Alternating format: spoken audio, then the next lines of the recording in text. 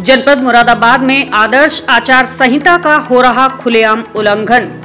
सभी जानते हैं कि 2022 विधानसभा चुनाव के मद्देनजर उत्तर प्रदेश में आचार संहिता लागू है। आचार संहिता के अंतर्गत सभी राजनीतिक दलों के पोस्टर, बैनर और होर्डिंग लगाने पर बैन होता है, परंतु जनपद मुरादाबाद में आचार संहिता के नियमों की खुलकर धज्जियां उड़ाई जा रही हैं। सड़कों पर बड़े बड़े बैनर और होर्डिंग्स लगे हुए नजर आ रहे हैं और इस पर किसी भी तरह की कोई प्रतिक्रिया नहीं दी जा रही है। इसे शासन की हनक कहें, नगर निगम की लापरवाही या चुनाव आयोग की अनदेखी इसको माना जा सकता है। ऐसा प्रतीत होता है कि कहीं न कहीं चुनाव आयोग भी सत्ता में मौजूद सरकार के आगे नतमस्तक तो नहीं है, क्योंकि यह बैनर और होर्डिंग किसी और की नहीं बल्कि भारतीय जनता पार्टी के लगे हुए हैं। और अगर ऐसा है तो आम जनता को बहुत ही सतर्क रहने की जरूरत है, क्योंकि ऐसा ना हो कि आपके मतदान को चुनाव आयोग की नतमस्तकता के चलते कोई और ही नतीजा भुगतना पड़े।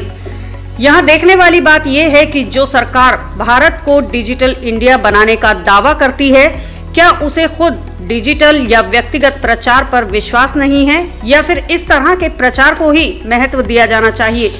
तो बाकी राजनीतिक पार्टियों पर यह रोक क्यों है? सोचने वाली बात यह भी है कि केंद्र में भाजपा की सरकार है, प्रदेश में भी भाजपा की सरकार है, और तो और नगर मुरादाबाद में महापौर भाजपा के हैं। यहाँ तक कि वर्तमान विधायक रितेश कुमार गुप्ता भी भाजपा से ही हैं। और सोने पे सुहागा ये है कि वह फिर से भाजपा के विधानसभा 28 नगर मुरादाबाद से विधायक प्रत्याशी भी हैं।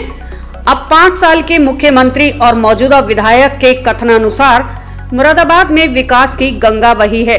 तो सवाल ये भी है कि जिसने इतने विकास कार्य किए हैं उसे इतना भी प्रचार करने की क्या जरूरत पड़ जाए कि आचार संहिता के नियमों पर ही सवाल उठने लगे।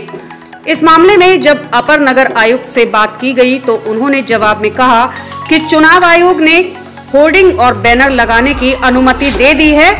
अब यहाँ सवाल ये उठता है कि क्या अनुमति सभी राजनीतिक पार्टियों को दे दी गई है या फिर केवल बीजेपी को ही दी गई है? अगर नहीं तो ऐसा क्यों? और अगर सभी को परमिशन अलाउड की गई है तो बाकी राजनीतिक पार्टियों के बैनर होर्डिंग्स नजर क्यों नहीं आ रहे हैं? क्या अन्य पार्टियां प्रचार प्रसार में कमजोर हैं या प्रचार प्रसार के लिए दी गई धनराशि का उपयोग कहीं और ही किया जा रहा है?